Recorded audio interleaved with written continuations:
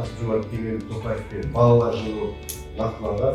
Соған сәйкес біз балалардың қауіпсіздігін қамтамасыз ету үшін, балалардың мектептегі қауіпсіздігін қамтамасыз ету үшін, мектептен үйде сондай жұмыстарды біз жүзеге асырамыз.